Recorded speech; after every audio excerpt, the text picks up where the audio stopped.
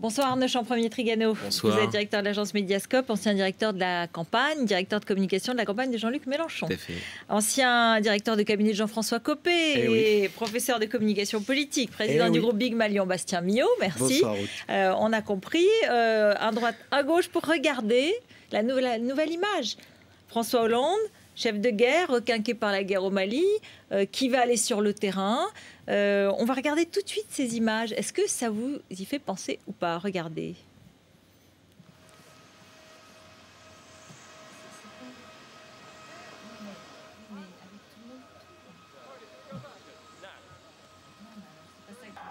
Bon voilà, c'est Nicolas Sarkozy à Benghazi, vous le voyez, donc le 13 septembre 2011.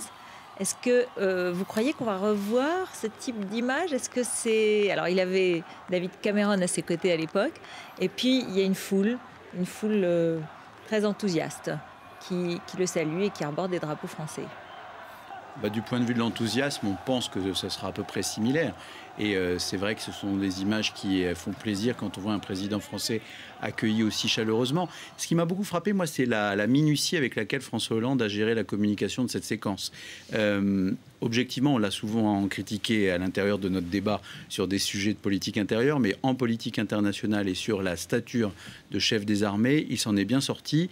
Et la com a été particulièrement réussie, moi j'ai trouvé. C'est-à-dire ne pas en dire trop, ne pas en faire trop, ne pas être dans cette frénésie communicante sur un sujet qui est grave. Et puis, demain, aller montrer solennellement la présence de la France au Mali avec cette rencontre.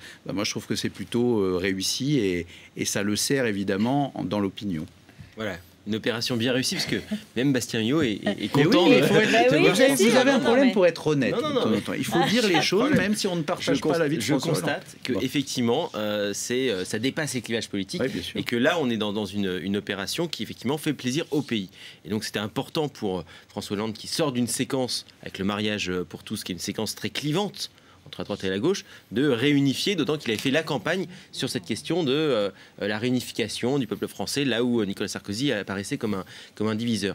C'est une opération... Mais il n'y a pas de risque demain d'avoir des images. Quels conseils vous lui donneriez? Quels sont les pièges à éviter? Il y a quand même François Hollande. Restez vous-même si vous nous écoutez. Non, objectivement, demain, il est président de la République française, il est chef des armées, il est dans le cadre d'une opération, donc c'est quelque chose de très solennel, avec un peu évidemment de chaleur dans les manifestations de foule qui risquent de se produire, mais il ne faut pas qu'il se laisse sortir de ce cadre, je dois dire. Il est là pour représenter le pays et dans le cadre d'une opération militaire. Donc ça peut pas donner lieu à des séquences qui soient, on va dire, un peu triviales. C'est ça le risque, effectivement, c'est de tomber dans les bras des gens qui l'acclament. Mais bon, il a la retenue nécessaire pour cela. Et à la fois, c'est une opération où il va se faire un bain de popularité, évidemment, mais c'est aussi la démonstration d'un courage quasi physique. C'est-à-dire qu'on a un chef d'État qui va sur le lieu de... Oui, parce qu'il faut souligner que c'est un voyage assez dangereux et plus dangereux apparemment que celui de la Libye, parce qu'on n'a pas les mêmes moyens postés pour protéger le voyage. On avait François Mitterrand qui avait fait la réouverture de l'aéroport de Sarajevo physiquement aussi. Donc, quand un chef d'État se déplace physiquement sur des zones qui sont des zones à risque, voilà, il capitalise aussi cette dimension-là, qui était une dimension qui lui manquait, puisqu'on le disait peu courageux, en tout cas dans ses décisions. Il montre que voilà, il n'hésite pas à s'exposer lui physiquement. On va écouter déjà quelques Maliens, quelques habitants de Bamako, quand ils ont appris la nouvelle. Si possible, je ferai sortir toute ma famille, aller accueillir François Hollande. Ah non, on est tous contents. Vive la France et vive François Hollande. On va lui dire merci tonton Hollande, merci, nous avons vu ce que tu as fait au Mali. Nous sommes très heureux quand même de le voir ici, parce qu'on ne sait pas comment le remercier, franchement, parce que les Maliens, on a beaucoup souffert dans ces pays-là. La dame qui dit merci tonton, elle ne pouvait pas faire plus plaisir à François Hollande. Exactement. Parce que le parallèle avec François Mitterrand, alors là, s'il nous regarde, il doit boire du petit lait. Objectivement, évidemment, ça corrobore l'adhésion de l'opinion française à cette intervention au Mali.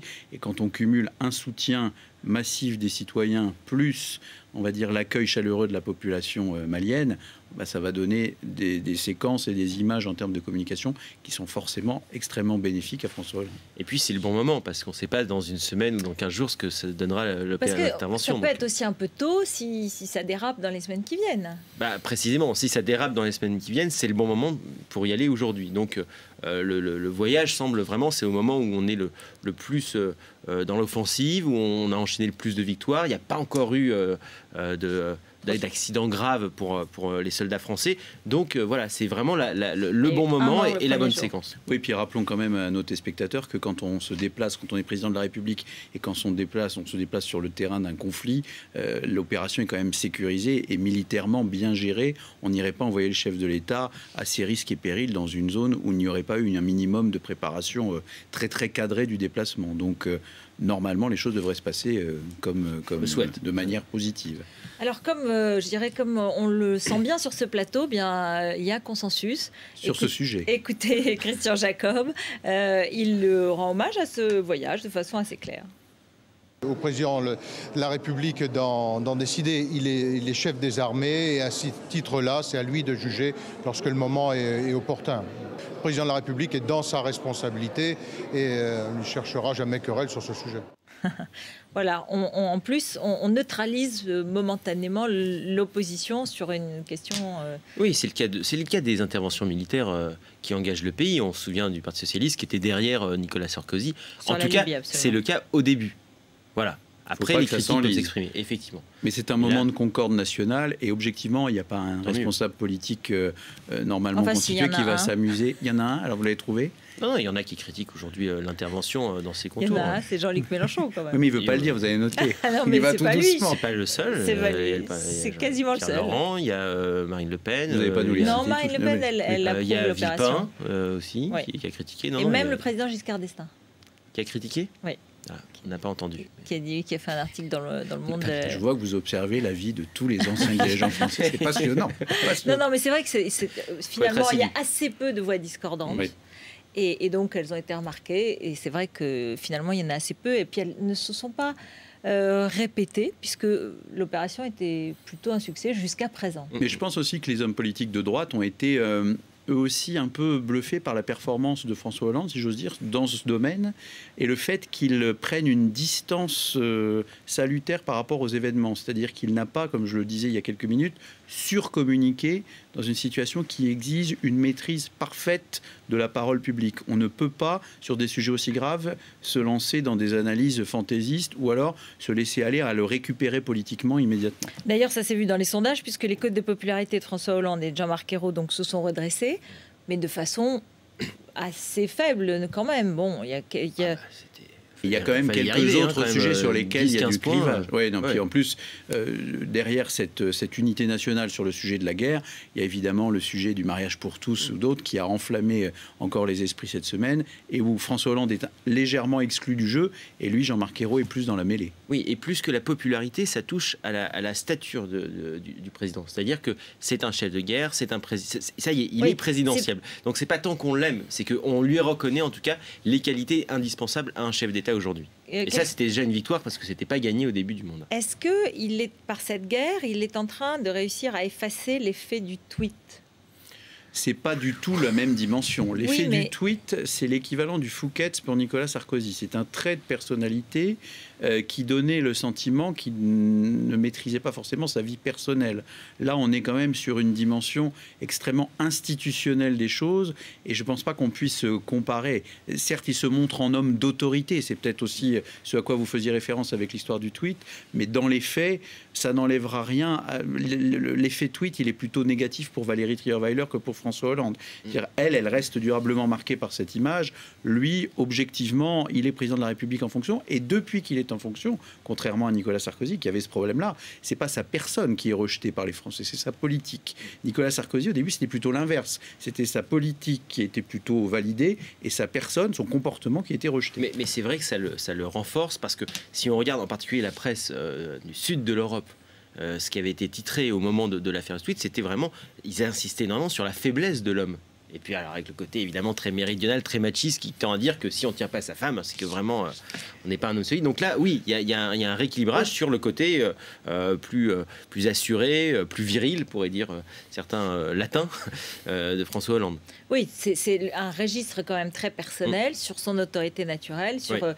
Moi, j'ai eu des leaders de l'opposition qui étaient assez bluffés par le fait qu'il est allé à cette guerre et qu'il a même dit il faut détruire les ennemis. Il faut les détruire. Avec un emploi du jeu, du j'ai décidé, et le mot détruire qui est un peu surpris, parce que c'est vrai que... Non, mais le choix des mots était très le vocabulaire était volontairement très en avant, lui, personnellement. L'emploi des mots terroristes, le fait de bien camper la situation, de donner à l'opinion, évidemment, une vision qui était positive pour le président de la République et pour notre armée, c'est-à-dire de camper la situation de manière à ce qu'il y ait cette adhésion. Ça a été objectivement extrêmement bien géré, et on le dit très rarement concernant François Hollande sur ce plateau.